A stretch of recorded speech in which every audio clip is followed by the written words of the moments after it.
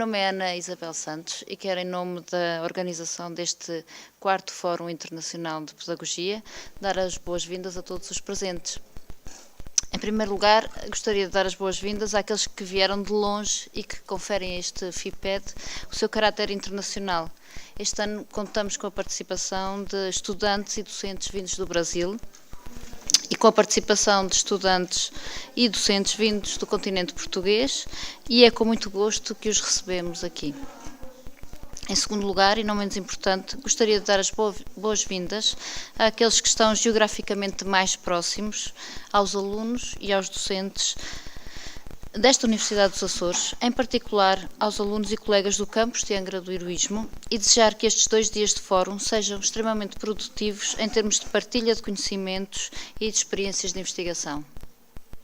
Esta 4ª edição do FIPED, que tem como lema Despertar o investigador que há em ti, procura, em primeiro lugar, e como o próprio lema o indica, estimular os alunos das mais variadas áreas de formação para a investigação, para a procura de sentidos e significados em cada uma das situações que a sua própria formação lhe vai suscitando, ou seja, para um aprofundar de conhecimentos e experiências que vão acontecendo ao longo da formação inicial. Em segundo lugar, procura-se com este fórum criar um espaço de diálogo e de desenvolvimento do saber, promovendo o contacto entre alunos que se iniciam nesta rigorosa e árdua tarefa que é a investigação, e entre docentes nas mais variadas áreas. O FIPED, Fórum Internacional de Pedagogia, teve a sua origem no Brasil na década dos anos 90, inicialmente dedicado apenas à área da linguística, e mais tarde, em 2008, surge, tal como o conhecemos, dedicada à pedagogia e à formação de professores. A partir de então, a sua lógica de funcionamento, centrada na divulgação da investigação desenvolvida por alunos de licenciatura, foi replicada noutros países da América Latina e em Portugal, graças à participação do professor Pedro Gonzalez nessa edição de 2008. Foi ele quem trouxe para os Açores o desafio de internacionalizar o FIPED, e este desafio foi aceito por um conjunto de alunos e docentes que, em 2009, organizaram o primeiro FIPED português, aqui no campus de Angra do Heroísmo, e que teve a sua continuidade em 2012, 2013 e, atualmente, em 2014. Se na sua gênese o FIPED procurou divulgar a investigação na área da pedagogia, como já referi, em Portugal ficou desde o início aberto a todas as áreas científicas, sem quaisquer restrições disciplinares, o que se tem revelado como uma mais-valia para todos aqueles que têm participado, alargando horizontes e experiências de alunos e professores que coexistimos neste campus. Na sua essência, este evento pretende que os alunos sejam os atores principais, participando, assumindo responsabilidades e desempenhando um papel ativo em todos os acontecimentos do evento, desde a sua concepção, à sugestão de temas, à escolha dos convidados, até à apresentação de comunicações e participação ativa em oficinas temáticas que sejam do seu interesse. Neste sentido, com o FIPED pretendemos, para além de incentivar os alunos a pensar e conceber este tipo de eventos, criar um espaço privilegiado de análise da investigação que na formação dos estudantes do ensino superior se tem realizado, com especial atenção para os trabalhos que têm sido desenvolvidos pelos alunos no âmbito das licenciaturas e mestrados de Bolonha. Com este destaque, procuramos dar à investigação realizada pelos alunos no âmbito da sua formação Com este destaque, procuramos dar à investigação realizada pelos alunos no âmbito da sua formação inicial. Com o FIPED pretendemos então refletir sobre os mecanismos e sobre os agentes responsáveis pela produção de conhecimento científico, destacar a importância do aprender através da construção do conhecimento, ou seja, através da investigação, e incentivar os alunos a divulgar o conhecimento científico e partilhar aquilo que vão descobrindo. Para não me alongar em demasia, porque já começámos um bocadinho mais tarde, e antes de concluir, gostaria apenas de destacar a participação na organização deste evento de alunos e docentes dos departamentos de Ciências da Educação, de Ciências Agrárias, de Economia e Gestão, de História, Filosofia e Ciências Sociais e da Escola Superior de Enfermagem de Angra do Heroísmo, que em muito contribuíram para a concretização deste evento, e agradecer em particular à doutora Sofia Mendes pelas suas valiosas e difíceis tarefas na coordenação deste fórum. Para concluir, gostaria de transmitir a todos os nossos desejos para que este nosso FIPED seja o ponto de encontro de muitas e boas ideias e conhecimentos, onde todos possamos aprofundar conhecimentos, pensar e repensar os nossos projetos. É com expectativa de um bom encontro que vos saudamos e damos as nossas boas-vindas.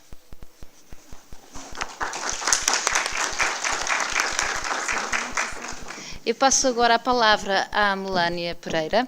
Ela vai encarregar-se de vos dar algumas indicações, algumas informações relevantes que dizem respeito à forma como nós nos vamos organizar ao longo destes 2 dias de FIPED. Portanto, ela vai dar instruções muito práticas.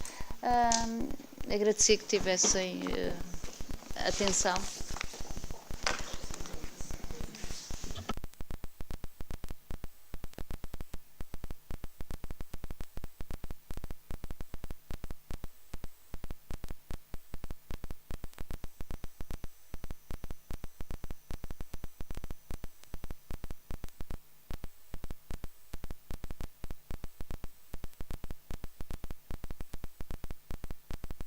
Poderão ser úteis ao longo do evento. Portanto, em relação ao horário de registro das presenças, hoje, portanto, elas decorrem neste momento até às 9h45 e das 13h45 às 14h30. Amanhã haverá o terceiro e último momento do registro, das 13h45 às 14h30. Para receberem os certificados, terão que cumprir estes 3 momentos de registro de presenças. As mesas redondas, em relação ao horário e às salas.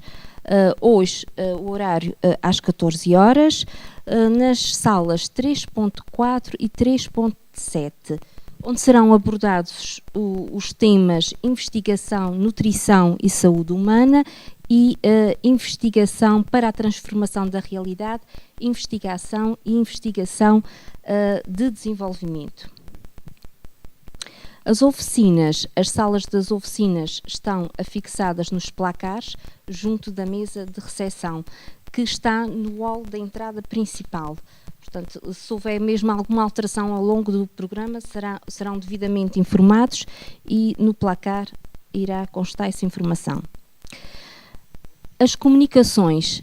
As salas das comunicações estão afixadas nos placares junto da mesa de recepção.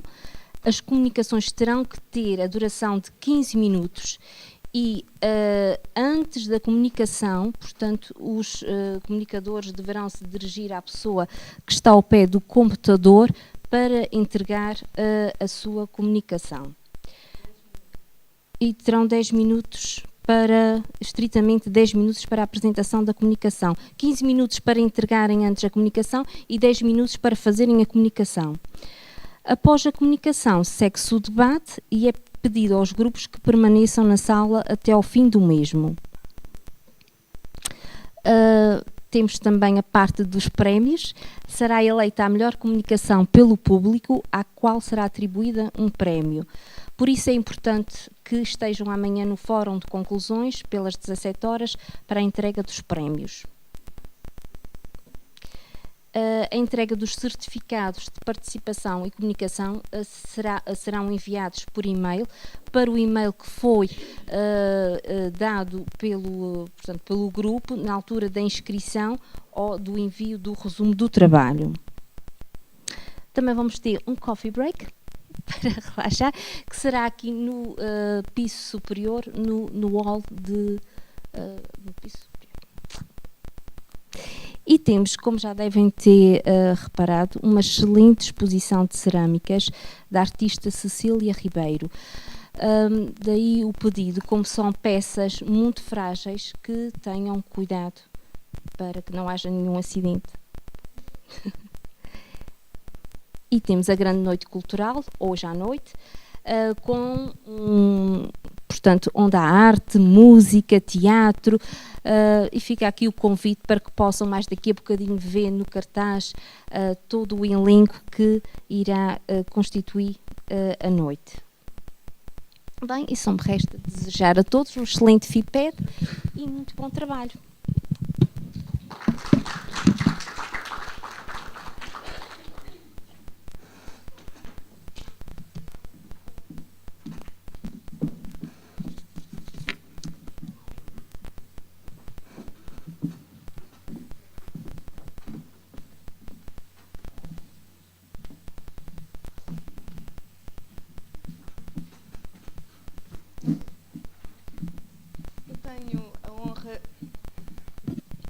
Tenho a honra de apresentar. Está bem? Tá? Tenho a honra de ter esta função de apresentar o nosso orador conferencista, que vai iniciar os trabalhos mais científicos desta sessão, e quis fazer uma pequena apresentação para ficarem com uma ideia da pessoa que vos vai falar durante os próximos 50 minutos.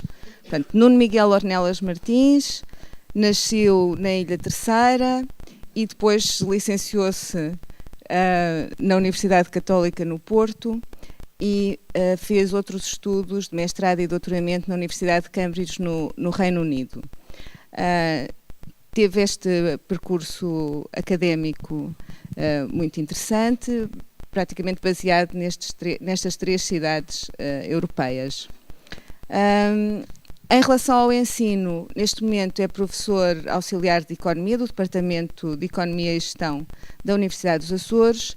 Ensinou em várias categorias também na Faculdade de Economia e Gestão da Universidade Católica Portuguesa, e em relação às disciplinas que lecionou são muito variadas, mas destaca-se a história do pensamento económico e economia do desenvolvimento. Há muitas outras coisas como estatística e, enfim, outros assuntos, desenvolvimento sustentável e ética, enfim. Foi também assistente na Universidade de Cambridge enquanto fazia o doutoramento. Em termos de números, portanto, as suas publicações para um investigador tão jovem são de facto impressionantes: 22 artigos em revistas científicas internacionais, um livro publicado e um editado em colaboração, muitos outros capítulos de livros, e eu escusei-me de colocar aqui o número de conferências que ele já proferiu. Hoje certamente será a sua conferência mais brilhante para nós. Em relação às suas publicações, só para ficarmos com uma ideia, tem publicado bastante abundantemente na Cambridge Journal of Economics, e o ano passado publicou, por exemplo, na prestigiosa revista Ecological Economics. Aliás, já tinha publicado outras vezes, e também publicou um livro, The Cambridge Revival of Political Economy, que esteve, como souberam pela imprensa, no top 10 de vendas da Amazon UK. Só na categoria de Economia Política. Portanto, essa categoria é fascinante. Estas são as palavras que constituem mais, que aparecem mais comumente nos títulos dos seus trabalhos. Destaca-se, claro, a palavra económica, Cambridge, e capability, este potencial que é reconhecido por Sen para a todas as pessoas e a todos os povos, esta capacidade que nós temos de transformar o mundo à nossa vida, à nossa volta. Destacam-se também aqui, além de Sen, outros autores como Smith e Safra, que são autores de referência na economia. Em relação à palestra de hoje, ainda não.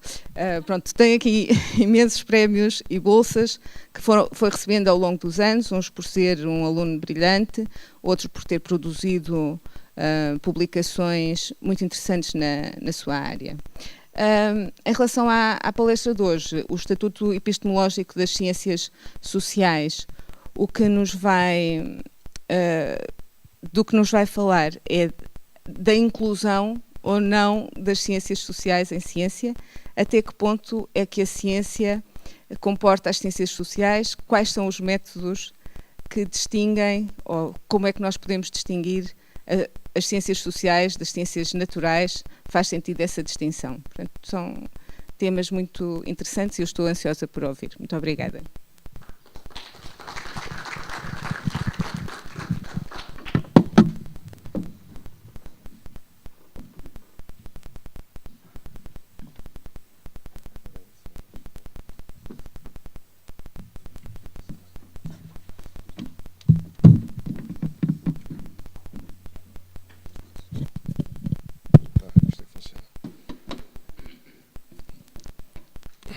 Ora, bom dia a todos.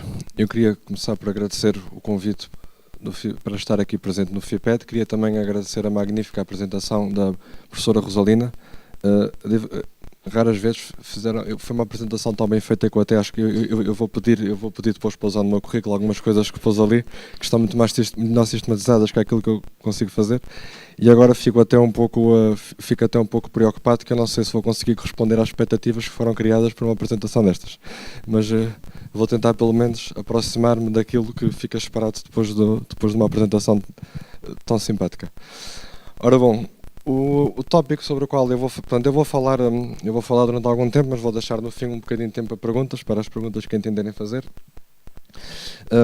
O Estatuto Epistemológico das Ciências Sociais. Quando a Sofia me convidou para vir ao falar ao FIPED, ela disse que uma das questões que de facto tinham em mente era, de facto, o que é isto das ciências sociais, ou como é que elas se comparam com as ciências naturais, também são ciência no mesmo sentido, não são ciência no mesmo sentido, o que é que está aqui em causa? E eu, também aproveitando o facto de ter estado a lecionar a disciplina de epistemologia geral, que é isto de facto eu confesso que tenho andado por várias áreas, mas isso foi porque eu comecei por especializar-me em áreas mais da matemática dentro da economia, e depois saí dessas áreas. Quando comecei o doutoramento, quando fiz o mestrado, estava em modelos matemáticos de previsão, e depois mudei do mestrado para o doutoramento para outra área completamente diferente, por acaso pelas razões que vou falar aqui hoje.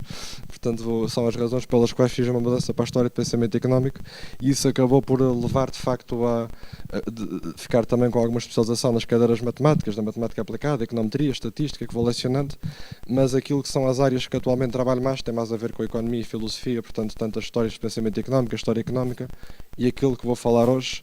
E vou falar um bocadinho mais devagar com o que tenho falado até agora neste início da apresentação. Portanto, o Estatuto Epistemológico das Ciências Sociais. Ou seja, aquilo que eu queria falar era até que ponto é que de facto que aquilo que nós chamamos de ciências sociais são de facto ciência, e será que o são no mesmo sentido que as ciências naturais? Para isso é preciso perceber o que é que faz as ciências naturais e até que ponto é que aquilo que fazemos nas ciências sociais é ou não um exercício que tem uma natureza semelhante. Ou que diferenças é que tem? E eu, antes de começar a falar sobre isso, queria começar a falar sobre o papel da ciência na sociedade. E para isso fui escolher uma citação do Ludwig Wittgenstein, do Tratado Lógico-Filosófico, o livro de 1921, que foi um dos livros de referência do início do século XX, da primeira metade do século XX da filosofia. O Wittgenstein é aquele filósofo que tem sempre a capacidade de dizer a frase, se nós não pudéssemos ler os filósofos um texto inteiro e só pudéssemos ler uma frase deles e mais nada de cada vez, o Wittgenstein é que ele consegue sintetizar mais informação numa frase, ou daqueles que eu conheço, aquele que faz isso de um modo mais interessante. E a apreciação que ele faz sobre a ciência e a sociedade é esta. Ele diz que hoje nós ficamos pelas leis da natureza, isto é, as leis das ciências naturais, como algo de intocável, como os antigos ficavam diante de Deus e do destino. Portanto, o que eu quero dizer com isto é que hoje em dia, de facto, o nosso critério daquilo que é definitivo, o saber que nós mais respeitamos é o saber científico. Basta pensar que se alguém disser acredita nisto porque eu acho que está correto, nós temos uma atitude. Se alguém disser está cientificamente provado, acabou a discussão. Portanto, se está cientificamente provado, o assunto está encerrado. O saber é já algo de perfeitamente definitivo.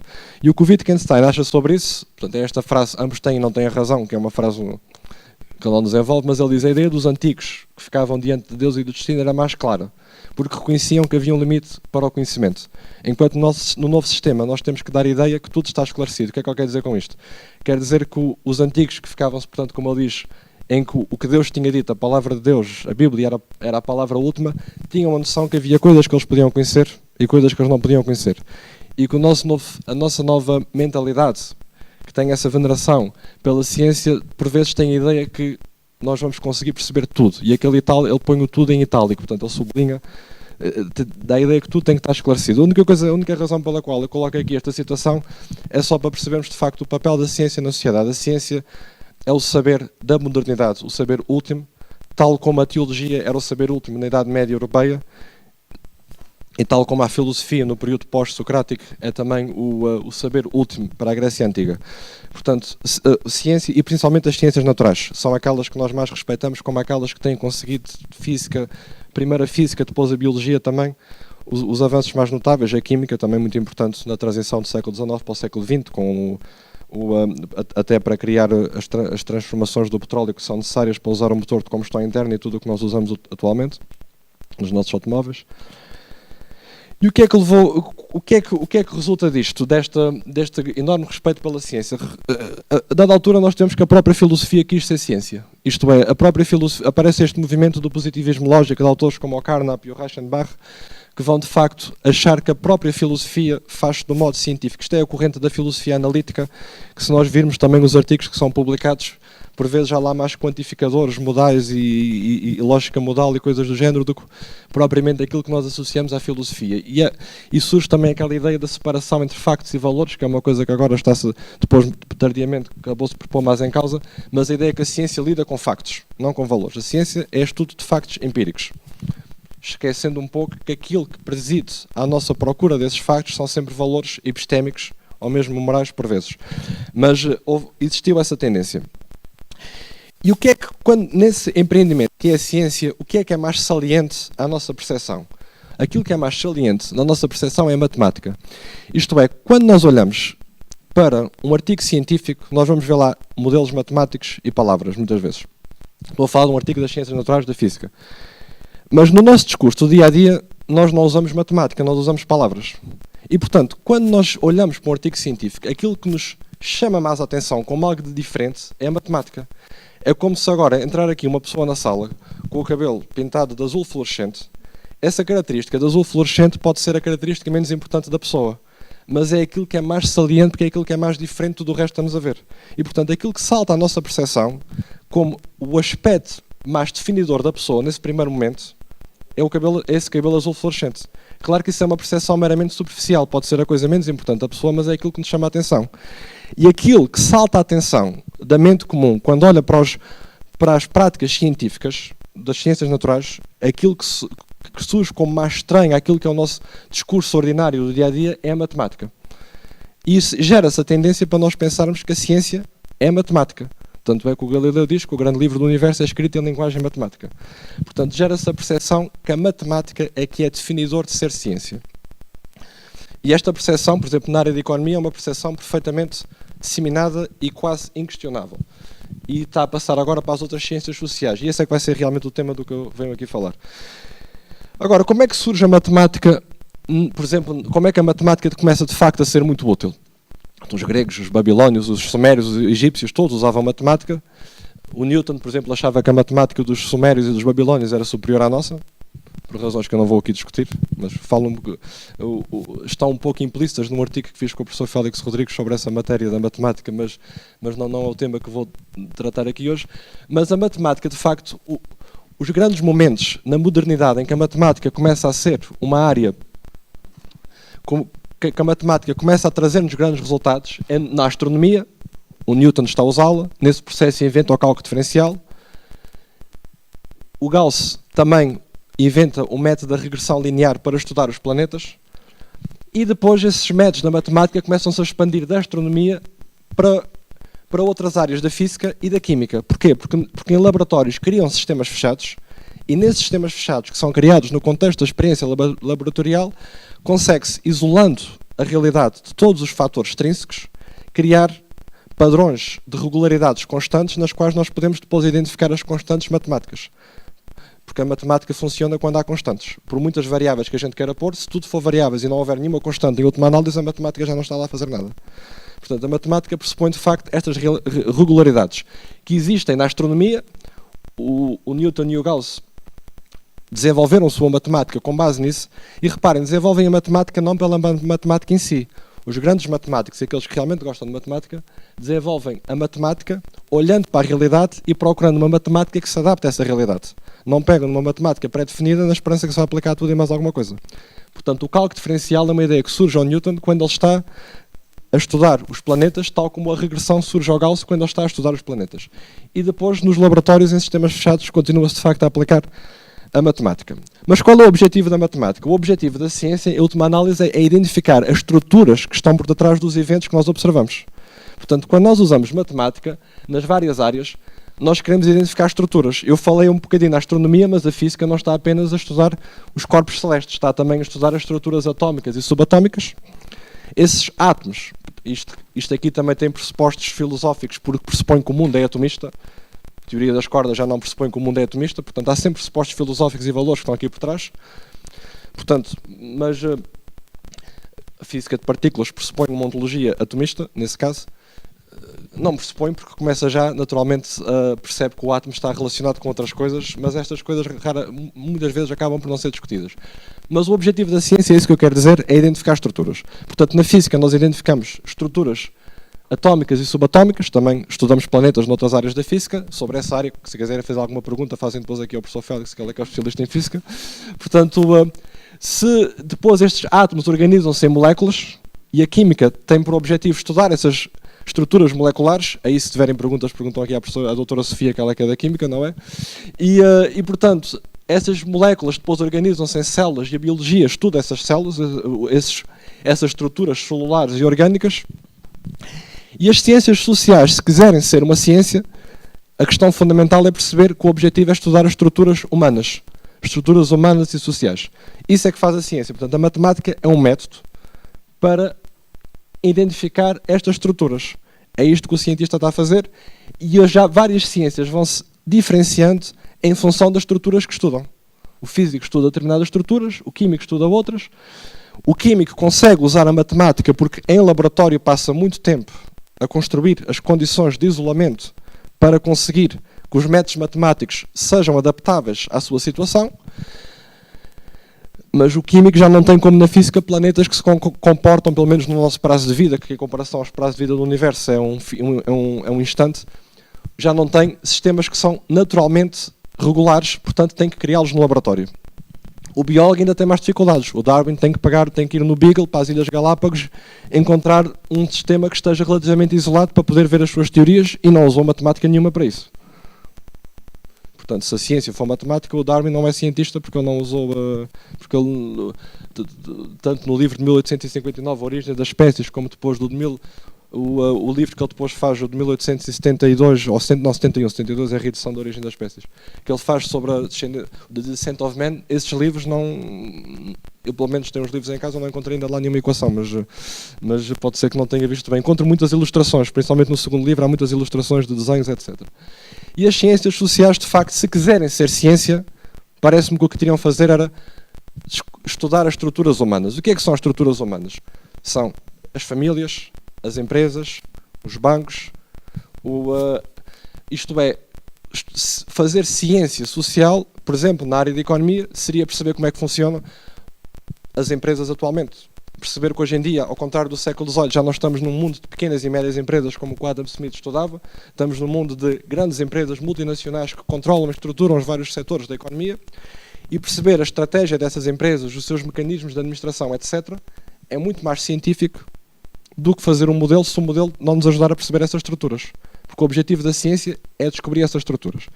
E, de qualquer maneira, a parte da estratégia das empresas, e isso é um tópico que vai ser abordado também na apresentação da Jéssica e da Ana, portanto eu não vou entrar já por aí, mas isso é um exemplo de facto, ciência é identificar esse tipo de estruturas. Agora, o que é que tem acontecido?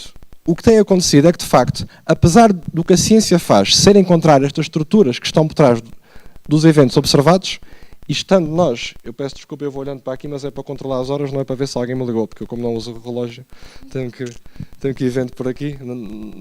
É só para controlar as horas mesmo, porque quando se põe no PowerPoint desaparece o relógiozinho do computador e eu devia ter pensado nisso mais cedo.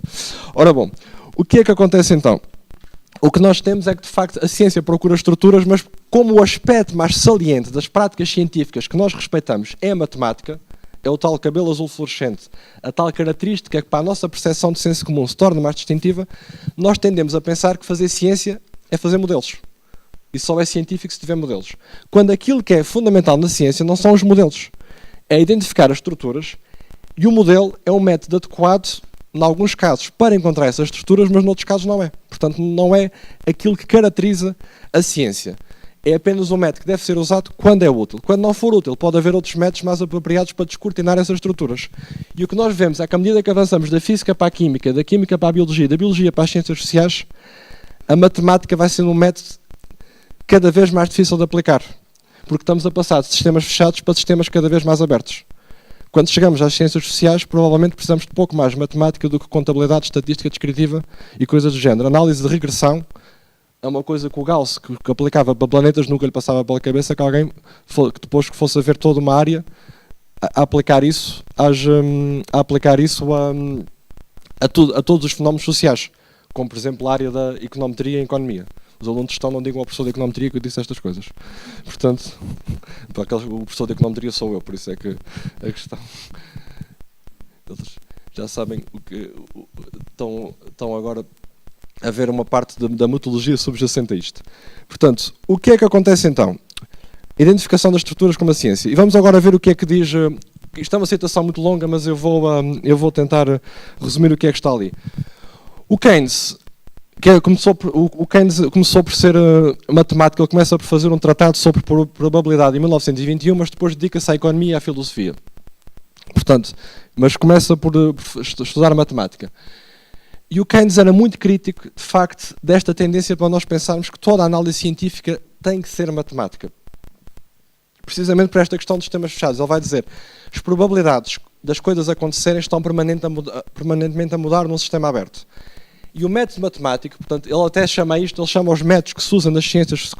O Keynes aparece na altura que a econometria está a nascer. E ele, quando vê a econometria, que é o uso da economia, portanto, o uso, da matemática para estudar as ciências sociais, ele vai chamar o Keynes, portanto, que é talvez o principal economista do século XX. Toda a gente conhece o keynesianismo e as doutrinas. Ele vai dizer que isto são métodos simbólicos pseudo-matemáticos. Porquê é que ele chama pseudo-matemáticos? Porque o Keynes era um grande admirador da matemática. Aliás, ele comprou todos os manuscritos do Isaac Newton que conseguiu comprar. Porque ele era um grande admirador do Newton. E ele vai perceber que, de facto, que a matemática que o Newton faz e que os grandes matemáticos faziam não era uma matemática de pegar num modelo qualquer e aplicar a qualquer coisa. Era começar pela realidade e depois, caso a matemática permitisse explicar alguma coisa dessas estruturas, desenvolver uma matemática para isso. E não pegar num modelo já a priori definido e aplicá-lo simplesmente. E por isso é que ele diz que não acha que isso seja verdadeira matemática, porque ele acha a matemática verdadeira uma matemática que começa pela realidade, não é uma matemática que quer se impor à realidade, que é uma coisa diferente. E o que o Keynes vai dizer é que, portanto, que é um grande problema destes métodos, portanto, ele chama métodos simbólicos, pseudo-matemáticos, eu não estava aqui a dizer tanto, mas o Keynes falava sempre de uma maneira assim muito franca e aberta. Tem um problema, é que eles assumem que há uma independência entre os fatores envolvidos, que é aquela frase ali que diz strict independence between the factors involved. Portanto, assume uma independência entre os fatores envolvidos, assume o tal sistema fechado que existe na física, que existe nos laboratórios, e esses métodos perdem toda a sua autoridade quando esta hipótese desaparece. E ele depois compara isso com o que ele chama o discurso ordinário. Ele diz, por outro caso, noutras circunstâncias, quando nós usamos palavras, quando nós estamos a falar com palavras, as palavras, ao contrário dos números, não são algo que pressuponha um sistema fechado. As palavras que nós usamos são palavras que têm uma semântica, têm uma carga emocional associada. E quando nós usamos a própria palavra que eu estou a usar, é também ela própria um sistema aberto à semântica, e ele acha que palavras, usando palavras, em que ele diz, quando usamos palavras, sabemos o que estamos a fazer. Porque, por vezes, quando estamos a usar matemática, estamos simplesmente a deduzir, já sem saber qual é a realidade que está ali por trás. Quando nós usamos palavras, nós conseguimos manter aqui, por trás da nossa cabeça, como ele diz ali, at the back of our head, as reservas e qualificações necessárias. De uma maneira que não conseguimos manter as derivadas parciais, porque ele está sempre a pensar no caso do Newton, que inventa o cálculo diferencial, na nossa cabeça, quando usamos os números. Quer dizer, um número é um número. Se eu disser que o desemprego é 15%, eu estou a dizer, isto é um tipo de afirmação. Se eu disser o desemprego é cruel, isto é outro tipo de afirmação. No primeiro caso eu usei um número, no segundo caso estou a usar palavras. Se nós falarmos com alguém e dissermos qual é a afirmação que é mais científica, que o desemprego é 15% ou que o desemprego é cruel, a maior parte das pessoas provavelmente dirá o desemprego é 15%, é muito mais científico. Mas o que o Keynes achava, aliás o Keynes, que foi um dos economistas que melhor percebeu o problema do desemprego e que mais teorizou no sentido de conseguir combatê-lo, o que ele vai dizer é que é exatamente ao contrário. Que dizer que o desemprego é 15% é muito menos científico do que dizer que o desemprego é cruel. Porque quando eu digo que o desemprego é 15%, eu estou a tratar um sistema aberto. Eu não sei se houve gente que emigrou, eu não sei se há gente que não se está inscrevendo nos centros de emprego, é um sistema que está sempre gente a entrar e a sair, e eu não sei se o desemprego provavelmente não é 15%, é outra coisa qualquer, e estamos a tentar quantificar uma coisa que não temos meios para quantificar. E quando se eu disser que o desemprego é cruel, faço uma descrição do impacto do desemprego na sociedade muito mais precisa do que a pessoa que diz que é 15%. E, portanto, a questão do Keynes é, de facto, o que ele diz é que quando o sistema é aberto, nós devíamos usar menos números que nós usamos e mais palavras. porque a palavra tem uma semântica e é um tipo de discurso que é mais adequado à natureza do objeto. E o que é que acontece então? O que acontece aqui é que nós, de facto, a situação que nós temos, portanto, é que quando... Não é que o Keynes seja contra o uso da matemática, ele acha que a matemática tem os seus usos. Aquilo que ele é contra a ideia que nós temos que forçar ali um modelo matemático para alguma coisa parecer científica. Essa é que é a questão contra a qual ele se insere. Eu lembro-me que uma vez, quando cheguei de Inglaterra, no Porto, pediram para fazer para dar umas aulas numa pós-graduação. E disseram, atenção que esta pós-graduação não é só para pessoas de economia, portanto vão lá vai ter pessoas de direito e outras áreas. Portanto vocês não podem usar modelos matemáticos. E eu lembro que houve uma colega que disse, mas se não tiver modelos matemáticos não tem nada para dizer. Portanto, o que é que acontece? O Keynes de facto achava que a qualidade de um cientista mede-se pela quantidade de coisas que ele é capaz de dizer em palavras. Porque se a matemática foi de facto útil e foi de facto importante, é porque permitiu chegar à identificação de uma estrutura. E se consegue chegar à identificação de uma estrutura, a pessoa depois é capaz de dizer em palavras. Novamente ele é influenciado pelo Newton, a pessoa que ele tanto admirava. Porque o Newton também escreve, num tratado que ele faz sobre quadratura, sobre a questão da quadratura do círculo, o Newton escreve que a única matemática útil e relevante é a matemática que pode ser escrita em palavras que eu possa dizer em público. O que é que eu quero dizer? Palavras que eu possa dizer em público. Coisas que eu possa dizer às pessoas e que elas percebam. Por isso é que o Newton achava que a geometria era a melhor forma de matemática, porque era a matemática mais bela, em que toda a gente podia ver as coisas, as figuras. Aliás, foi por isso que ele não publicou os seus resultados sobre cálculo diferencial imediatamente, porque ele já tinha resolvido o problema aritmeticamente, mas queria resolvê-lo geometricamente. Depois o Leibniz resolve primeiro aritmeticamente e o Newton fica furioso porque disse isso já tinha feito, não tinha era publicado. Portanto, a questão, para o Newton era absolutamente essencial que a matemática fosse algo que nós pudéssemos traduzir para palavras. Se nós não podemos traduzir para palavras, é porque não é matemática a sério de quem realmente seja matemático e saiba o que está a fazer.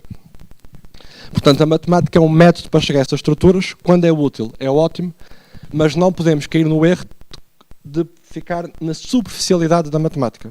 Porque a matemática é como aquele cabelo azul fluorescente que eu estava a dizer, é aquele traço que mais nos chama a atenção no modelo, mas não é o fundamental da ciência que se ia procurar estruturas. E quando a matemática deixa de nos ajudar a encontrar estruturas e passa a fazer o contrário, passa a impedir-nos de ver as estruturas, está a tornar a ciência social menos científica, mas sobre uma aparência de cientificidade. Porque aquilo que é respeito, porque nós fazemos duas asserções. Nós pensamos, só é válido o conhecimento científico, é o que o Wittgenstein diz, e depois a isso acrescentamos. Todo o conhecimento científico é matemático. E destas duas premissas vem a conclusão que só a matemática é que diz coisas relevantes. Portanto, o Keynes acha que não, que as palavras são mais relevantes que os números, porque têm esta semântica e etc. E depois ele continua a citação assim, que ele diz uma grande proporção da matemática económica recente, ele põe matemática entre aspas, porque ele acha que isto não é matemática, ele acha que fazer matemática é olhar para a realidade, não é estar a fazer modelos a priori sem saber o que é que eles se aplicam. Ele diz, são apenas uns cozinhados, quer dizer, são apenas uns cozinhados tão imprecisos como as premissas nas quais repousam, que faz com que o autor perca a vista das complexidades e interdependências no mundo real num labirinto de símbolos pretenciosos e pouco úteis. Porquê é que ele diz que os símbolos matemáticos são pretenciosos? Porque ele acredita que eles são usados não para procurar estruturas, mas para a pessoa posicionar-se como alguém que é especialista, tal como os físicos são especialistas. Portanto, o facto de usar estes... O problema que o Keynes vê com a matemática é quando a matemática é usada apenas como uma espécie de carimbo de cientificidade. Ele faz modelos, logo deve perceber o que está a fazer. Em vez de fazer como faziam os verdadeiros matemáticos, na opinião do Keynes, o Newton e o Gauss, que é olhar para a realidade e depois é que ver se a matemática é útil para a realidade ou não. E o que nós acabamos de... Reparem numa coisa, o que está aqui em causa não é naturalmente uma crítica à matemática em si. Aliás, aquela pessoa que é talvez um dos principais matemáticos da Universidade de Cambridge, na Faculdade de Economia, que foi uma pessoa que depois abandonou o uso da matemática em economia, porque é sempre assim, aqueles que são os que verdadeiramente percebem o assunto são aqueles que mais depressa abandonam quando veem que aquilo não é adaptável. Ele diz, se eu vir alguém a pegar num violino e depois com o violino vai tocar a bateria e disser à pessoa que ela não devia estar a fazer aquilo, eu não estou a criticar o violino, eu estou apenas a dizer que o violino não está a ser usado do melhor modo. E provavelmente eu gosto mais do violino que a pessoa que está a bater com ele na bateria. Portanto, o exemplo que ele dá é que a matemática para ele é como esse violino, quer dizer, ele gosta tanto de matemática que não gosta de ver a matemática a ser usada de um modo que não faz sentido. Ele acha que o que acaba por se fazer quando se quer aplicar a matemática de qualquer modo é maltratar a matemática. Quando ele disse isso, naturalmente eu fiquei com um grande dilema, que era que eu estava de facto também a aplicar a matemática a situações que não eram situações da física, às quais ela seria desenhada. O tipo de matemática que eu estava a estudar na altura era mais aplicável de facto à física do que à economia. Mas depois conheci o professor Félix Rodrigues e ficou tudo resolvido, porque pude aplicar à física em conjunto com ele, que me ajudou a perceber essas coisas. Mas ainda demorou um tempo a isso acontecer desde o doutoramento, mas lá aconteceu. Mas o que é que então... E reparem numa coisa, e a questão, nós podemos distinguir no uso da matemática 3 níveis de uso da matemática. Pode haver uma pessoa que seja muito fraca à matemática, pode haver uma pessoa que seja média à matemática e pode haver uma pessoa que seja muito boa à matemática. A pessoa que é fraca à matemática não vai querer usar matemática, farta-se disso rapidamente. A pessoa que é média à matemática sabe o suficiente de matemática para conseguir perceber o modelo, mas provavelmente não chega tão longe ao ponto de perceber quais são as condições a que o modelo se aplica, mas consegue perceber o modelo. A pessoa que é muito boa à matemática não só percebe o modelo, como também percebe as condições a que ele se aplica. Ora, a pessoa que vai usar os modelos em matemática não é a pessoa muito má, nem a pessoa que é muito boa à matemática. É a pessoa que é média, que sabe o suficiente para aplicar o modelo, mas depois de ter o modelo, diz, bem, depois de eu ter a trabalhar a estudar este modelo, era o que faltava, agora não podia aplicá-lo. Portanto, depois aplica o modelo a tudo. E acaba naquela máxima que se costuma-se dizer por vezes em economia, que é se os dados, se a gente torturar os dados tempo suficiente, os dados acabam por confessar. Portanto, é aquela ideia que o modelo de facto tem que se aplicar. Mas isto é uma coisa que está perfeitamente generalizada. Isto é, se nós formos a ver o panorama nas ciências sociais, o que acaba por acontecer, este uso da matemática começou-se a generalizar nesta forma na economia. Mas hoje em dia não está só na economia. Há uma coisa que costuma-se chamar, entre aspas, na brincadeira, como quem diz, o imperialismo económico, que é este método que apareceu na economia, dentro de uma escola particular da economia, que era a escola neoclássica. O nome neoclássico não foi escolhido por um neoclássico, mas como é uma coisa que soa respeitável e todo o projeto consiste em tentar ser respeitável, ficou adotado rapidamente com o nome da escola. Mas esta escola neoclássica, que faz esta matematização, primeiro colonizou a economia, por assim dizer, expulsando as outras escolas, keynesiana, institucionalista, marxista, austríaca, etc. E depois fez uma espécie de imperialismo deste modo de fazer economia às outras áreas. Portanto, começou-se a generalizar para a sociologia. Pelo menos, há muitas outras áreas, mas estas são as áreas que eu recorrentemente venho pessoas falar comigo da sociologia, da psicologia, da história e da ciência política a dizer que precisam que eu lhes explique umas coisas sobre regressões. Portanto, são as áreas em que eu recebo mais solicitações no sentido de aplicar, de fazer esta aplicação deste método. E aquilo que acaba por acontecer, de facto, é que, ao fazer isso, como eu disse, eu não tenho nada contra a matemática. A matemática era a minha área preferida. E só não digo que ainda é porque não tenho tido tanto tempo a desenvolver como gostava com uma pessoa. O que acontece é que quando comecei a ver que não se aplicava às estruturas que eu queria estudar, bom, é uma situação um pouco traumática e chocante, porque uma pessoa desenvolve uma licenciatura e um mestrado toda a estudar uma técnica e depois, isto aconteceu, por exemplo, quando estava em Inglaterra, na Universidade de Cambridge, há uma circunstância que eu acho bastante útil, uma situação que é, eu estava na Faculdade de Economia, mas os residentes em Cambridge não são membros só da Faculdade de Economia, têm que também fazer parte de uma coisa que se chama o College. E o college é uma coisa que é, por natureza, interdisciplinar. Portanto, eu estou na Faculdade de Economia só com economistas e depois, quando estou no college, tenho que estar com pessoas da física, da biologia, da sociologia, dos estudos latino-americanos, do que for. E eu, quando ia à Faculdade de Economia, só fazíamos modelos. Depois, quando ia falar com os outros colegas, os da física diziam, eu não percebo, isso é a mesma coisa que eu estou a fazer no meu laboratório, não sei como é que tu pensas que consegues fazer isso sem fechar as pessoas no laboratório. E uma vez estava a falar com um colega de estudos latino-americanos, e ele começa a falar de economia. E eu pensava, estudos latino-americanos, para mim isto era aquilo que eu chamava na altura as disciplinas de blá blá. Portanto, é só conversa, não há aqui modelos, não há ciência a sério. E ele começa-me a explicar aquilo, e ele começa-me a explicar o problema da dependência das economias, o papel que o FMI tinha nessas economias, como é que funcionavam as estruturas sociais, as estruturas financeiras, as estruturas institucionais, e eu começo a perceber, esta pessoa sabe muito mais de economia que eu. Porque estava a falar das estruturas, propriamente ditas. E para mim era um bocado irritante pensar que eu tinha que abandonar os modelos, porque isso significava, quer dizer, tinha as notas mais altas, a econometria, etc. Naquela área era alguma coisa. Agora vou mudar para uma área que eu não sei nada, as outras pessoas sabem todas mais que eu sobre essa área. Só que eu penso que nessas alturas nós temos que ter alguma humildade e honestidade e perceber. Se eu de facto quero perceber as estruturas económicas, se eu identifico que outro método é mais adequado, eu tenho que mudar para esse método. Portanto, o que eu queria agora dizer, e com isso faço a apresentação, a primeira parte a maior parte da apresentação já está feita, era só para dar esta ideia, de facto. A ideia de fundo é esta: o que caracteriza a ciência é a procura de estruturas. Os métodos que nós usamos podem ser adequados ou não para essas estruturas. Um método matemático ficou identificado como um critério de cientificidade porque era aquilo que, para a nossa percepção psicológica, era o mais saliente no modo de fazer ciência, aquilo que chama mais a atenção como diferente do nosso discurso do dia-a-dia. Mas não quer dizer que seja aplicado a tudo. Aplica-se bem em sistemas fechados, funciona muito bem na astronomia e nos laboratórios, para perceber a realidade. Por vezes, aliás, com a crise económica viu-se isso. Os modelos estavam constantemente a ser recalibrados, nada funcionava, permanentemente com erros, enquanto os jornalistas que falavam um discurso comum estavam na altura a explicar muito melhor a crise do que os economistas das faculdades que usavam os modelos. Isto foi na altura, eu lembro que o orientador do doutoramento estava a dizer: isto é uma vergonha para a economia como ciência, porque é o senso comum ensinar a ciência, em vez de ser a ciência ensinar o senso comum. Portanto, eram de facto as pessoas que estavam a fazer o relato por palavras, olhando para as instituições, é que estavam a ser cientistas, porque eles é que estavam a olhar para as estruturas. Eles estavam com uma linguagem que era muito mais adequada para a estrutura. De qualquer maneira, isto é o tipo de apresentação que é o tipo de apresentação que eu já tinha feito uma vez, quando pediram para falar sobre este tema, e a resposta que eu tive foi uma coisa do género: mas porquê é que eu hei de acreditar em si? Quer dizer, você está-me a dar-me essa descrição, parece uma descrição muito pessimista.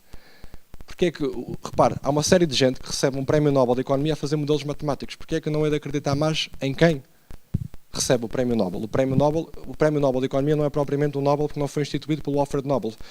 Tem a tal questão: se os físicos usam matemática, nós queremos ser cientistas, vamos usar matemática também.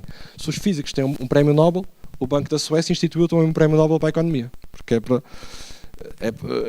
mas não foi instituído pelo próprio Alfred Nobel.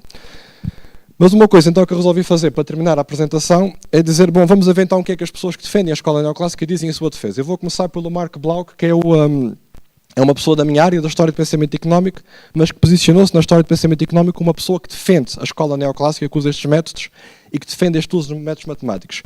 Ele morreu agora há 2 ou 3 anos. O que é que ele acabou por dizer muito recentemente, depois em apreciação dessa defesa que ele fez? Mark Bloch diz: a economia moderna está doente. Portanto, a economia tornou-se cada vez mais um jogo intelectual jogado por si próprio e não para as consequências práticas para perceber o mundo real. E depois que converteram, portanto, a economia numa matemática social onde rigor analítico é tudo e relevância prática é nada. Bom, mas o Mark Bloch é o que eles chamam de matemático médio. Portanto, ele diz que há rigor analítico. No caso do Keynes, nem sequer haveria rigor analítico, porque isto seria uma incompreensão da própria matemática. Mas vocês podem pensar: bem, mas o Mark Bloch é apenas alguém que defende a escola neoclássica. O que é que os próprios prémios Nobel dizem sobre isso? Esta questão da matematização da economia foi muito influenciada, por exemplo, por autores como Milton Friedman. Porquê é que eu estou a falar da questão da economia agora? Porque é da economia que este método depois transmite às outras ciências sociais.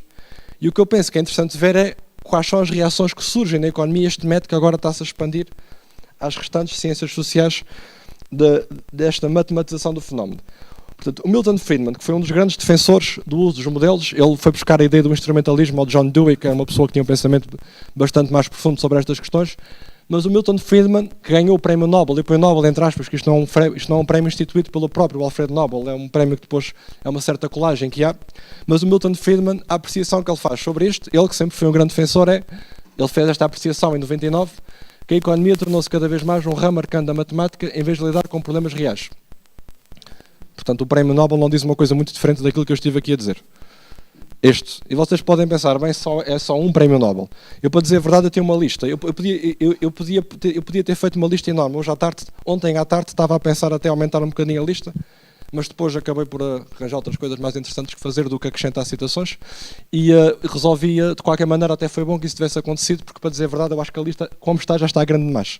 Portanto, a lista, eu vou só passar aqui alguns slides só para não parecer que é apenas um que diz isto. Outro Nobel da Economia, este de 1991, Ronald Coase, diz: a economia tal como existe é um sistema teórico que flutua no ar e tem pouca relação com o que acontece no mundo real. Portanto, já são 2. prémios Nobel a dizer a mesma coisa. Se a gente for a mais um, Vassily Leontiev, que é dos modelos Input-Output, Prémio Nobel de Economia de 1973. Página a seguir a página, os jornais e os profissionais de economia estão cheios de fórmulas matemáticas. E os teorizadores da economia produzem imensos modelos matemáticos para explorar em grande detalhe as propriedades formais desses modelos. Os econometristas tentam encaixar funções sempre nas mesmas séries de dados, mas o Leontiev acha que uma contabilidade nacional era tudo o que era preciso em termos de matematização da economia. Não acaba por aqui. O Robert Solow, Prémio Nobel de Economia em 1987, conhecido pelo modelo de Solow, que é um dos modelos mais usados pela escola neoclássica no crescimento, diz: hoje em dia, se perguntarem a um economista ortodoxo qualquer questão sobre qualquer aspecto da vida económica, a resposta é: suponho que eu vou fazer este modelo. E vamos ver o que acontece. E depois diz: a economia moderna consiste em pouco mais que exemplos deste género. Vamos supor que isto acontece. Supor o quê? Supor que temos um sistema fechado para a matemática poder funcionar. A questão é que o sistema fechado, se não existe, a nossa suposição não ajuda a explicar as coisas. Por causa disso, o Stiglitz, que é o Prémio Nobel de Economia 2001, diz: a economia, tal como ensinada nas principais escolas americanas, testemunha um triunfo da ideologia sobre a ciência. Portanto, não se está a fazer verdadeiramente ciência, porque não se está a procurar, de facto, as tais estruturas que ele próprio conheceu por dentro quando foi economista-chefe do Banco Mundial. E depois demitiu-se quando viu o que é que se passava lá dentro. Demitiu-se e escreveu um livro contra o Banco Mundial e o FMI. Depois de ter visto o que é que se passava dentro dessas instituições e ter percebido essas estruturas. Amartya Sen, um dos poucos prémios Nobel da Economia que realmente tem uma compreensão da economia, ganhou também por modelos matemáticos que fez, escreve esta frase sempre com a sua subtileza e humor habitual, que é: o Amartya Sen é uma pessoa que se preocupa muito com os problemas da pobreza, da desigualdade, da distribuição do rendimento e com os países em vias de desenvolvimento. Portanto, ele acha que os países subdesenvolvidos são, de facto, o problema fundamental do planeta com o qual nós devíamos preocupar. Ele diz: bem, os economistas do desenvolvimento dizem que a economia neoclássica não se aplicou muito bem aos países subdesenvolvidos. Portanto, a escola neoclássica é uma coisa que se costuma dizer que se aplica bem aos países desenvolvidos, mas quando vamos a explicar o problema dos países desenvolvidos já não se aplica tão bem, pensa-se. E o que ele diz é: não, isto nunca devia ter causado admiração, porque a verdade é que a escola neoclássica de economia nunca se aplicou bem a nada. Que é a tal frase ali: this need not have caused great astonishment. Portanto, isto não devia ter criado uma grande admiração, porque a verdade é que isto nunca se aplicou a nada. Portanto, é também outro crítico. E eu podia ter uma lista infindável de prémios Nobel, que acabei por não aumentar ontem, infelizmente, senão vocês iam ficar aqui a ouvir uma lista enorme, já estão a ver. Mas vou finalizar com o Friedrich Hayek, um autor muito controverso em muitos aspectos, mas aqui não estamos a falar da política dele, estamos a falar de outra coisa. Curiosamente, vai ser o Hayek que vai fazer aquilo que é a apreciação mais profunda destes prémios Nobel todos, que é: ele vai dizer: o problema fundamental do estudo da economia, que é o tal estudo das estruturas da produção de conhecimento, na opinião dele, acabou por ser obscurecido, em vez de iluminado pelos refinamentos da teoria económica, particularmente pelos usos que são feitos da matemática. E o que é que ele diz? Este erro, esta misconception, como ele diz, vem devido a uma transferência errónea para os fenómenos sociais dos hábitos de pensamento que nós desenvolvemos quando estávamos a lidar com os fenómenos naturais. Que é a tal questão que estava a dizer: nós vamos olhar para os fenómenos naturais, desenvolvemos alguns hábitos de pensamento. Qual é o hábito de pensamento? É como isto funciona sempre através do modelo, quando na realidade essa transferência faz com que nós obscureçamos em vez de eliminar o problema. Vou repetir mais uma vez: não há aqui crítica nenhuma à matemática em si. Dizer que este tipo de abordagem é uma crítica da matemática é como a pessoa que diz que quem diz que o violino não deve ser batido na bateria é um crítico do violino. Provavelmente é a única pessoa que gosta do violino ali. Portanto, isto tem a ver apenas com a questão fundamental. Se nós queremos fazer ciência, temos que encontrar estudar as estruturas sociais. E é muito mais... Se a matemática nos ajudar, ótimo. Mas quando a matemática não ajuda, é muito mais científico, por exemplo, estudar os mecanismos de coordenação administrativa das grandes empresas, qual é a estratégia das grandes empresas, como é que funcionam os mecanismos institucionais. Isso pode parecer que é só conversa, às vezes quase política ou de senso comum, mas se isso ajuda-nos a perceber melhor as estruturas do mundo social, isso é mais científico do que fazer um modelo que não se encaixa num sistema aberto, se nós acreditarmos que a ciência é procurar as estruturas e não aplicar um modelo que foi desenvolvido por um matemático pensando numa coisa completamente diferente. Portanto, essa é que é a questão. E o que nós assistimos hoje em dia é mais do que isso. Nós temos uma matematização não apenas das práticas científicas, mas também temos uma matematização da avaliação da ciência. Isto é, reparem, quando eu estou a usar um modelo matemático, há uma grande vantagem, conforto mental, que é, eu já não tenho que pensar, porque a matemática pensa por mim. Se eu estou a deduzir, a partir de uma função qualquer, eu chego aos meus resultados. Aliás, há muita gente que diz, mas a matemática é tão útil porque ajuda-me a pensar. Eu costumo responder, a matemática não é útil porque te ajuda a pensar, a matemática está a ser útil porque está a pensar por ti. E está a pensar por ti porque estás a seguir deduções do modelo que outra pessoa concebeu para outra realidade sobre a qual essa pessoa de facto estava a pensar. Quando o Newton inventou o cálculo diferencial, ele estava a pensar sobre a realidade física. Quando nós calculamos derivadas automaticamente, o Newton está a pensar por nós. Estamos a assumir que as variações são infinitamente pequenas para que depois os produtos das derivadas cruzadas se anulem, que é uma coisa que não acontece em economia ou gestão ou nas ciências sociais, que não estamos muitas vezes a estudar grandezas infinitesimais. Portanto, por vezes nós pensamos, mas quando nós usamos o modelo, de facto isso é muito confortável, porque é só fazer a dedução e já está tudo feito. E a pessoa diz, mas o modelo ajuda-me a pensar. Não, o modelo pensa por ti, é uma coisa diferente. E faz-nos perder o pensamento crítico. Não quero também falar sobre muita questão da posição técnica e pensamento crítico, isso também vai haver uma apresentação da Joana e da Ana sobre isso, amanhã. Portanto, mas a questão, tal como a estratégia, também não falei muito, que é a apresentação amanhã da Jéssica e da Ana, mas o que vai acontecer aqui, de facto, é que a matemática, a verdadeira matemática para o Keynes era a matemática em que nós pensamos sobre a realidade e a realidade ajuda-nos a desenvolver a matemática. Por isso é que o Newton inventa uma coisa nova, o cálculo diferencial. Se ele tivesse apenas a aplicar modelos matemáticos pré-existentes, ele não inventava nada de novo na matemática. Por isso é que o Gauss inventa a regressão. O Gauss inventa a regressão porque olhar para os planetas e vê que aquilo ajuda. Se ele tivesse apenas a aplicar regressões ou outra coisa pré-concebida, ele não inventava uma coisa nova. E, portanto, o grande problema que há no uso da matemática é que, se não for feita com vista às estruturas, com vista a ter esse pensamento sobre a realidade, a matemática acaba por pensar por nós. E hoje em dia nós temos isso não só na prática científica, mas também na avaliação da ciência.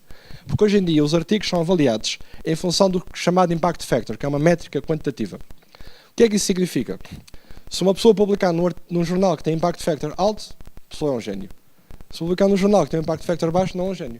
E a questão é como a gente já consegue dizer se a pessoa é um gênio ou não em função do Impact Factor, já nem sequer temos que ler o que a pessoa escreve. É o que acaba por acontecer na prática. O que é uma maneira... Não, pelo menos nas universidades inglesas e americanas, muitos dos júris de concurso é em função do Impact Factor. Veja quantos jornais de Impact Factor é que ele publicou. O que é que ele escreveu, às vezes não interessa tanto. E por causa disso, o que acaba por acontecer é que, de facto, a avaliação, nós já não lemos as coisas que os nossos colegas escrevem. Para já porque publica-se muita coisa. O Impact Factor é uma maneira de processar essa informação toda. Se há um computador que processa a informação toda automaticamente, hierarquiza e faz os rankings tudo automaticamente, nós não temos que fazer. E para a quantidade de coisas que se produz, realmente não é preciso fazer. Mas o que acaba por acontecer é que acaba-se apenas por fazer um jogo académico e não uma prática académica. Porque estamos apenas a aplicar modelos que sabemos que não se aplicam às coisas. Qualquer pessoa que trabalhe nesta área já ouviu muita gente dizer: tortura os dados o tempo que for suficiente, isto tem que dar certo, isto tem que bater certo, é preciso mudar, tira o Japão dos dados, que o Japão estraga os dados, tira Singapura dos dados, como agora num estudo sobre a austeridade, em que os professores da Universidade de Harvard tiraram elementos da amostra, porque não faziam bater certo com os dados, e depois o aluno de doutoramento é que descobriu isso. Já agora a correção do aluno de doutoramento nunca foi aceita em nenhuma das revistas com mais Impact Factor. Foi aceito no Cambridge Journal of Economics, que é o que a professora Rosina estava a falar, o que faz ver, na minha opinião, quais são os jornais com critérios editoriais verdadeiramente relevantes. Eu, por acaso, uma vez falei com o editor do Cambridge Journal of Economics, porque o Cambridge Journal tinha um Impact Factor de 1.5 e baixou para 0.9. Ele disse: não ficaste aborrecido de ter baixado de 1.5 para 0.9? E ele causou muita polémica na reunião de editores, que ele disse: não, quanto mais baixo o Impact Factor, mais feliz eu fico. E eu, mas porquê? E os outros editores ficaram zangados. Eu disse: porque quanto aumenta o Impact Factor, começamos a receber muitos daqueles artigos que é só o jogo académico, só as práticas dos modelos. Quando o Impact Factor baixa, mandam artigos para cá quem realmente está a fazer coisas interessantes. E, portanto, eu tenho menos trabalho, estar a arranjar referees, etc. Portanto, ele diz: quanto mais baixo o Impact Factor do jornal, mais feliz ele fica. Porque menos começa a receber artigos que só estejam lá pelo jogo académico, que fazem uma procura na net, quem é que tem Impact Factor alto vai para aqui. Quando o próprio artigo também é apenas um procedimento automático e mecânico de encaixar um modelo ou uns dados, sem ter qualquer preocupação se o modelo era adequado ou se explica alguma coisa. Portanto, é isso que acaba por acontecer. Nós temos uma matematização não apenas das práticas científicas, mas também do método de avaliar as práticas científicas. Isto começou na economia nos anos 40, 50 do século passado, do século XX, e expandiu-se às restantes ciências sociais no chamado imperialismo económico. E o que isso faz é que nós tínhamos perdido de vista, de facto, os discursos que são mais adequados para perceber a realidade social. Hoje em dia, outras áreas como a filosofia, a história, quando não está colonizada por isto, ou a geografia, ou sociologia, as áreas que estão menos colonizadas por isto são aquelas que acabam por ter discursos mais adequados para perceber essa realidade social. Porque o que acontece é que nós estamos num paradigma em que aquilo que é central ao paradigma é a matemática e que se torna um obstáculo epistemológico para quem quiser fazer análises diferentes. Mas também não quero falar muito sobre paradigmas e obstáculos epistemológicos, isso é o tema da Melania também, para a apresentação dela. Eu já entrei pelo tema dos meus alunos quase todos, da estratégia, da questão do pensamento crítico e agora dos paradigmas, portanto não vou dizer muito sobre isso, para que isso será melhor dito por eles. Mas o que eu queria apenas chamar a atenção é que, de facto, e reparem, quem segue esta carreira, quem faz de facto este jogo, por assim dizer, e eu já ouvi pessoas muito inteligentes a dizer: eu faço isto apenas pelo jogo académico, porque eu quero ganhar o Prémio Nobel e ficar bem instituído. Mas depois de ganhar o Prémio Nobel dizem as coisas que a gente viu há bocadinho. Portanto, fazem uma reflexão e eles próprios admitem: isto foi só um jogo. Portanto, quando isto é assim, é porque nós estamos... E eu, como sou de História de Pensamento Económico, eu passo o meu tempo a ler textos de todas as épocas. E eu, quando comparo os textos que escreve hoje em dia com os textos que escrevi há 50 anos atrás, eu penso que, em média, nós estamos numa qualidade de textos deprimente. A qualidade do trabalho académico atual nestas áreas é deprimente por comparação com o trabalho há 50 anos. É um trabalho, aliás, profundamente medíocre, em que esta matematização, que é feita não por aqueles que mais gostam de matemática, mas por aqueles que menos percebem o modelo. Aliás, nós só podemos ficar fascinados por uma coisa que desconhecemos. E grande parte do fascínio que há com modelos matemáticos, cada vez mais me convence que é o que eu chamo o fascínio pelo desconhecido. Porque as pessoas que realmente percebem os modelos são as primeiras a pô-los em causa quando eles não se aplicam. Só quem não o percebe a fundo é que o quer aplicar a tudo e mais alguma coisa. Porque já teve muito trabalho a aprendê-lo e agora tem que se usar. E, portanto, essa matematização é uma cortina que esconde, é uma cortina para a mediocridade, para esconder a mediocridade de quem não tem a capacidade de dizer nada em palavras, porque a realidade é que não tem nada para dizer. E é isso que a matemática não pode ser. A matemática tem que ser usada quando for útil e quando os modelos forem apropriados, como são certamente em muitos casos. Porque sei que, e o que eu terminaria dizendo é: as ciências sociais podem ser uma ciência como as ciências naturais? Podem. Mas para isso tem que fazer aquilo que realmente é útil e relevante nas ciências naturais. E aquilo que é útil e relevante nas ciências naturais é a sua capacidade de descobrir as estruturas que causam os eventos que nós percepcionamos, as estruturas que estão por detrás daquilo que é observado e que nem sempre são percepcionadas.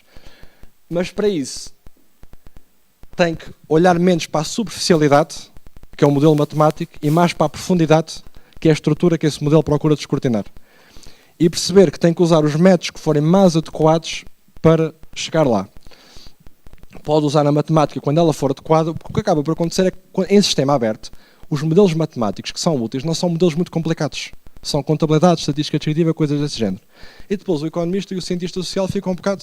O meu modelo não é tão complicado como o da física. Então, se calhar, não sou tão cientista como o físico. Então vou arranjar um modelo complicado que é para ser tão cientista como o físico. E ao usar um modelo complicado, afasta-se da realidade. E afasta-se das estruturas sociais, quando perceberia muito mais se fosse tentar perceber os mecanismos institucionais que regem as sociedades humanas por palavras do que estar... com o modelo. Portanto, a conclusão que eu queria chegar, e com isso vou terminar, este é o último slide, podem estar descansados com essa parte, portanto é que as ciências sociais podem de facto ser uma ciência no mesmo sentido que as ciências naturais, se fizerem a mesma coisa, que é ir procurar estudar as estruturas da sociedade. Mas para fazer isso, têm que perceber que num contexto de sistema aberto não podem usar os métodos que se aplicam aos sistemas fechados da mesma maneira. E não podem usar isso apenas como uma cortina para parecer que são científicos. Porque ao usar essa cortina estão a deixar de ser científicos. Porque se a ciência é procurar as estruturas, se eu vou usar um método que obscurece a minha procura dessas estruturas, eu estou a ser menos científico. Mas outra conclusão que nós tiramos daqui também é que se aquilo que caracteriza a ciência é a procura dessas estruturas, e se as estruturas sociais são as mesmas para as várias áreas, quer dizer, o ser humano, a economia estuda o ser humano, a sociologia também estuda o ser humano, a antropologia estuda o ser humano, a história estuda o ser humano, a psicologia estuda o ser humano. Se todas essas ciências estudam o ser humano, provavelmente a conclusão que nós chegamos é que não há várias ciências sociais. Isto é uma coisa que eu deixo como interrogação para pensar. Também estou a pensar sobre isto, ainda não cheguei a grandes conclusões, mas Se aquilo que caracteriza a ciência é a procura de estruturas, e a estrutura no caso das ciências sociais é sempre a mesma, é o ser humano e as suas instituições da sua vida, então se calhar não existe várias ciências sociais, existe uma ciência social com várias ramificações da economia, sociologia, antropologia, psicologia, história e geografia. Portanto, ou seja, a economia, a sociologia, a psicologia, estas áreas das ciências sociais, a relação entre elas é um pouco mais como a relação entre a química orgânica, a química inorgânica, a química ambiental. São mais ramificações dentro da mesma ciência do que propriamente ciências estanques. E se calhar é daí que vem a nossa necessidade de interdisciplinaridade que falamos tantas vezes. É porque estamos todos a estudar o mesmo objeto. Mesmo nas áreas, por exemplo, entre quem estuda química e biologia, por vezes sente necessidade de articular o conhecimento das células com as moléculas e aparece a bioquímica. Portanto, também fala-se em física-química ou química-física como uma área dentro da química-física sendo uma área dentro da química. Portanto, quando estão vários cientistas a estudar a mesma estrutura, se calhar eles têm coisas para dizer uns aos outros. Mas o que se tem assistido atualmente não é uma interdisciplinaridade no sentido de procurar perceber de várias perspectivas a estrutura. É a interdisciplinaridade no sentido de aplicar este método da ciência que nasce na economia, este método matemático a todas as ciências. Essa é que é a interdisciplinaridade que tem havido. E digo uma última vez, e com isto acabo mesmo, que é, eu não tenho nada contra a matemática, sempre foi a minha área preferida. Mas eu, de facto, a experiência que eu cheguei é que aqueles que mais gostam de matemática e mais percebem os fundamentos são aqueles que mais depressa percebem que há áreas em que isto se aplica muito bem, nesse caso vamos trabalhar com físicos sobre elas, e há áreas em que isto de facto obscurece o problema. E de facto, num sistema aberto como a realidade social, temos que voltar um bocadinho às questões da própria filosofia, que é a área que põe em causa, na filosofia que se põe em causa estas questões de qual é o método adequado da ciência, e perceber que para estudar a realidade social, por vezes não basta apenas os números. A qualidade da matemática traduz pela qualidade das palavras que essa matemática consegue gerar. Se a matemática gera muitas palavras, ótimo. Sem o modelo eu não tenho nada para dizer, é porque o modelo está a me impedir de chegar à realidade. E, portanto, eu queria apenas chamar a atenção. Eu penso, de facto, que nós estamos num período a minha avaliação enquanto pessoa que trabalha na história é que nós estamos num período de decadência académica profunda, e a causa da decadência académica profunda é porque, de facto, nós não nos preocupamos em ter um pensamento crítico sobre as estruturas que causam a realidade. Eu estou a falar das ciências sociais, naturalmente, e preocupamos apenas com a questão das aparências para parecer científicos, e ao fazer isso deixamos de ser científicos. Muito obrigado.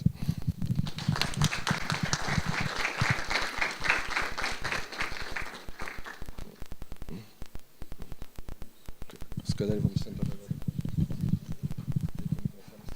Obrigada. Pronto, muito obrigada, professor Nuno Martins, por esta profunda reflexão da matemática aplicada às ciências sociais, ou à ciência social, como passaremos a pensar, pelo menos a considerar a partir de agora. E vamos ter 8 a 10 minutos de espaço para perguntas. Eu tenho aqui algumas, mas preferia que começassem.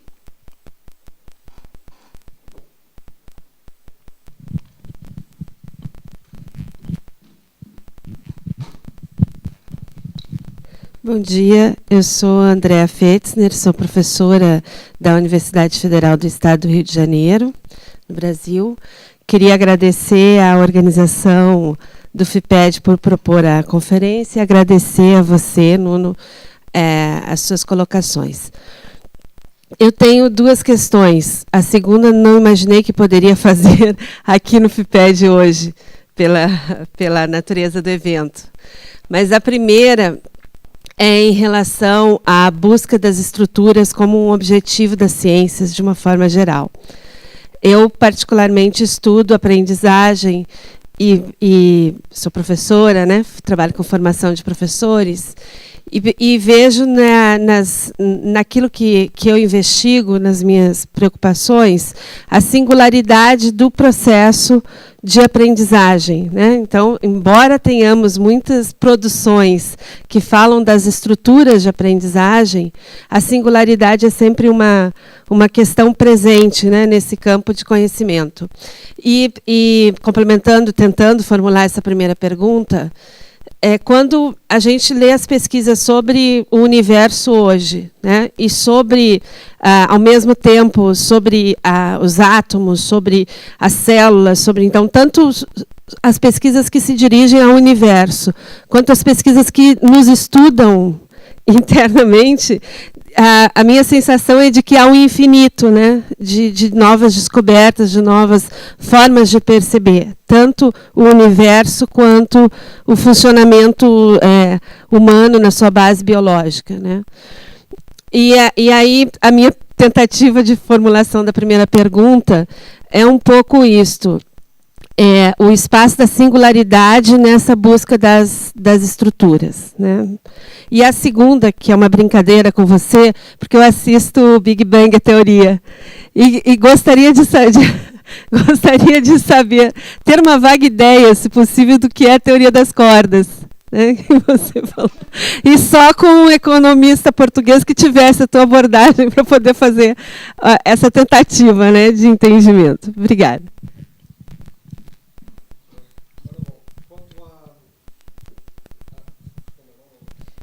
Talvez pudéssemos ficar com mais uma pergunta ou duas. Francisco. Bom dia e parabéns pela excelente conferência. A minha pergunta vai ser mais rápida. Para perceber se a matemática é ou não útil para a compreensão de determinadas estruturas sociais, é necessário ter previamente estudado a matemática em profundidade. Só um bom matemático, um excelente matemático consegue perceber isso, ou estamos já a pressupor que os sistemas sociais são tão abertos que, à partida, não é necessário percorrer esse caminho, não é? Primeiro conhecer a matemática em profundidade para então perceber que ela não se aplica ao estudo de determinadas estruturas sociais.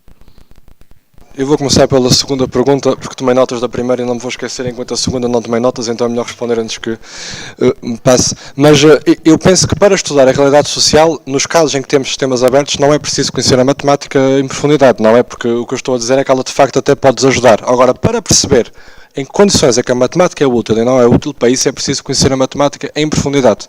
Penso eu, é preciso conhecer, para perceber em que condições é que se aplica ou não, é preciso perceber como é que ela surge com os gregos, como é que existia a separação entre geometria e aritmética, como é que o Descartes depois mistura tudo nos eixos cartesianos,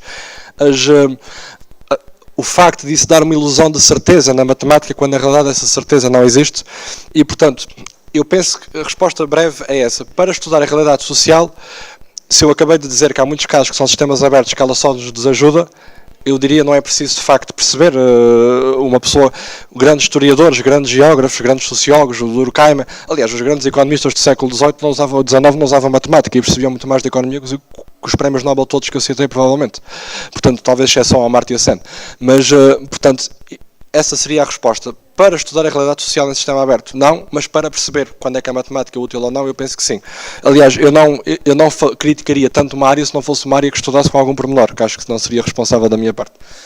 Quanto à outra questão, eu vou começar pela teoria das cordas. A primeira coisa que eu digo é que sobre a teoria das cordas, eu vou responder, mas depois, para saber a sério, falo ali com o professor Félix Rodrigues. Mas no caso, basicamente, isto tudo se resume a uma coisa que já vem desde o Demócrito e o Platão e o Aristóteles, que é se o mundo é feito de partículas, átomos e vazio, ou se há alguma interligação. E no caso das cordas, basicamente, ou seja, mesmo aquilo que nós chamamos de partículas são apenas uma vibração constante e estável daquilo que se chama uma corda, apenas para fugir à questão da partícula, porque às vezes havia comportamentos delas à distância que a gente não percebia porque é que elas tinham esse comportamento à distância. Afinal é que estavam unidas por alguma coisa que se chamou uma corda. Mas há muitas teorias em que há 11 dimensões na realidade, como a teoria M, depois outras variantes. Há muitas variantes dessas teorias.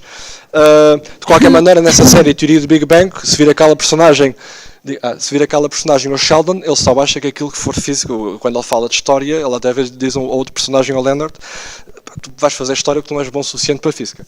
Quanto à questão da singularidade, eu aqui usei o termo estruturas, mas quando eu digo estruturas estou a falar da mesma coisa que o Platão e Aristóteles chamavam de formas, ao fim e ao cabo. Um termo mais geral. O que se passa é que na linguagem do século XX, com o estruturalismo, gerou-se essa ideia da estrutura. Mas a singularidade não pode ser esquecida. E a singularidade aparece porque, por vezes, há várias estruturas que se combinam e, ao combinarem-se, produzem um evento único, que só resulta dessa combinação de várias estruturas. E, portanto, quando eu falo em estruturas, eu estou a falar de uma abstração de coisas gerais, mas cada evento, por vezes, é coproduzido por mais que uma estrutura. E a singularidade aparece quando há uma coprodução por várias estruturas de uma coisa que não era previsível só com uma delas isoladamente. Portanto, eu concordo plenamente que não vamos agora dizer que o ser humano é completamente moldado por uma estrutura. Ele é moldado por muitas estruturas familiares, institucionais, da sua vida, do dia-a-dia, e isso produz um ser único.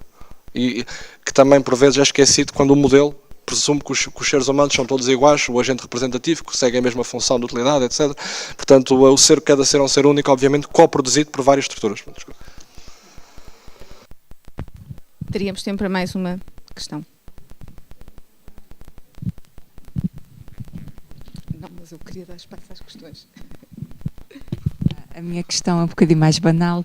É assim, este paradigma está profundamente enraizado. O que eu queria saber é se existe coisas a florescerem que nós não damos por elas e que eventualmente substituirão, ou se ainda vamos estar empeçados muito tempo com esta maneira de pensar. Pronto, isso é tópico que será melhor respondido depois da Melania fazer a sua apresentação, mas basicamente o paradigma está de facto muito enraizado e eu não vejo de facto, reparem, depois de haver uma crise económica em que se descobriu que todos os modelos não estavam de facto a prever nada e nada mudou, eu não sei o que é preciso mais para mudar. Portanto, eu de facto não tenho esperança numa mudança. Eu penso que existem muitas escolas extraordinariamente interessantes de pensamento económico, mas os principais, mesmo a Universidade de Cambridge, onde eu tive, que era uma espécie de bastião deste pensamento alternativo, a partir de 2003 deixou de ser porque foi suprimida a área de História de Pensamento Económico, a área da História Económica transformou-se, atualmente chama-se História Económica Quantitativa, portanto é só modelos também, e de facto, o que acontece é que quem está estabelecido como professor catedrático e fez a sua carreira toda com modelos e tem pouco para dizer noutra linguagem, não vai querer mudar a linguagem porque aí está-se a colocar à mercê de perder o seu estatuto. Portanto, eu penso que existe de facto esse jogo de poder na academia e eu não vejo as coisas perto de mudar. Mas não penso que isso é a razão para nós ficarmos um pouco deprimidos no que diz, porque essas políticas económicas afetam de facto a nossa vida. Agora, do ponto de vista do trabalho do académico, não é motivo, porque existem comunidades que fazem pensamento alternativo e nós podemos simplesmente seguir essas comunidades e tentar aprender com elas e tentar, por esse modo, desenvolver a nossa ciência. Naturalmente não vai ter grande influência depois na formulação de políticas, porque não é tão ouvida. Do ponto de vista académico, não é deprimente, porque a não ser alguém que seja muito preocupado em ser muito famoso ou coisas do género e tenha essas ambições, pode ficar mais deprimido, mas quem estuda ciência, pelo gosto da ciência, não está preocupado se é conhecido, se não é conhecido, se é uma universidade com prestígio ou essas coisas assim, vai procurar, porque não está preocupado se está em Harvard ou se não está em Harvard. Quem não tem estas preocupações faz a ciência com o mesmo gosto e tem de facto muitas comunidades em que pode estudar e aprender. Agora, o planeta continuará a ser regido usando modelos que não são os mais adequados para perceber os problemas económicos e sociais que nós enfrentamos, mas essa é a minha convicção. Eu posso estar errado, e aqueles prémios Nobel também podem todos estar errados, mas estes prémios Nobel dão logo... Isto é tudo uma questão de autoridade académica, em última análise. Por isso é que eu também ponho os prémios Nobel, que é porque as pessoas dizem, mas porque é que eu ia acreditar em ti? Mas eles todos, quando ganham o prémio, acabam por admitir a mesma coisa, para não ficarem depois para a posteridade como alguém que estava a fazer apenas um jogo. E, portanto, eu penso que se esta crise não foi suficiente para gerar um movimento na sociedade no sentido dessa mudança, eu não acredito que a mudança vá acontecer tão cedo. Portanto, mas existem comunidades em que se pode aprender. É deprimente só do ponto de vista da política económica, mas não do ponto de vista da possibilidade de progredir como cientista. Com menos meios, menos financiamentos, menos universidades, tendo que dar por vezes cadeiras que não são as mais que eu gosto mais de dar, mas existem meios de fazer as coisas. Mais uma pergunta, eu peço que seja tanto a pergunta como a resposta muito breve. Dr. Nuno, eu vou tentar ser muito breve. Portanto, e gostava de partilhar o que a sua comunicação me fez refletir. falou-se em estruturas, falou-se em mudança, no fundo, de paradigma, mas eu estava a pensar que não só, talvez, o estudo das estruturas, mas também criar, não uma dicotomia entre as ciências, mas uma dialética pudesse contribuir não para as ciências em si, mas para a ciência. Não sei se me fiz explicar bem.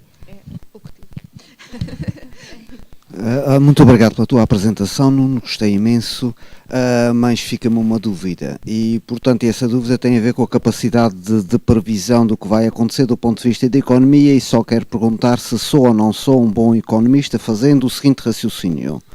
O desemprego é cruel e vai se manter cruel nos próximos anos.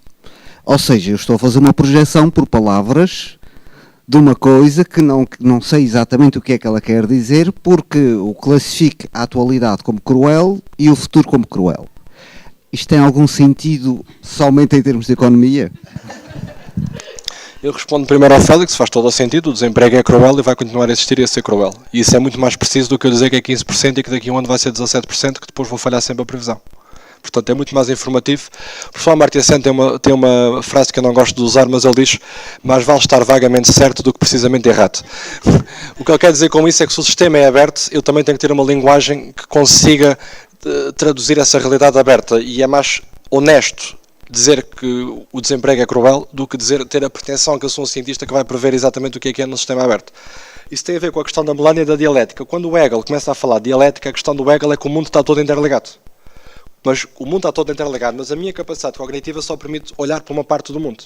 Quer dizer, quando eu olho para essa parte do mundo, eu estou a abstrair de muitas coisas que estão fora e que estão a influenciar aquela coisa. Por isso é que eu tenho sempre uma tese, existindo uma antítese, que vai ter que levar a uma revisão desse conhecimento.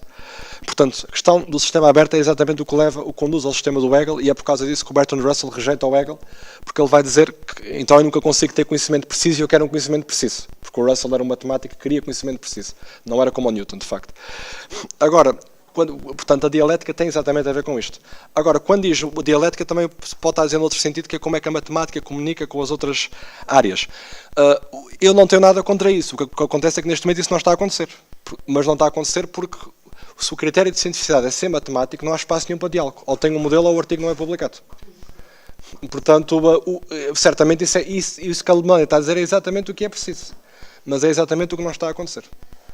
O que acontece é que há quem publique em jornais que são críticos disto e há quem publique nos outros. Não há, de facto, diálogo entre eles. Porque tanto da parte de quem faz este tipo de modelo diz eu não quero saber dos outros, são pessoas que não fazem ciência a sério, e os outros também dizem eles só fazem modelos e não querem dialogar comigo, eu também não quero dialogar com eles. Portanto, a dialética de facto não existe, mas a dialética é o que está por trás disto, não só em termos epistemológicos da comunicação, como também em termos ontológicos, porque a dialética já vem muito anterior ao Hegel, mas quando o Hegel fala da dialética, e nos termos em que nós usamos hoje em dia, é precisamente por isso, como está tudo interligado, eu estou sempre a estudar só um fragmento da realidade e o conhecimento é sempre incerto, por isso é que eu preciso de dialética. Eu tenho mesmo que agradecer a todos. Muito obrigada, foi interessantíssimo. Temos agora a oportunidade de tomar alguma coisa no andar de cima, portanto saindo pela porta superior do anfiteatro, e encontramos-nos aqui dentro de 15 minutos. Muito obrigada.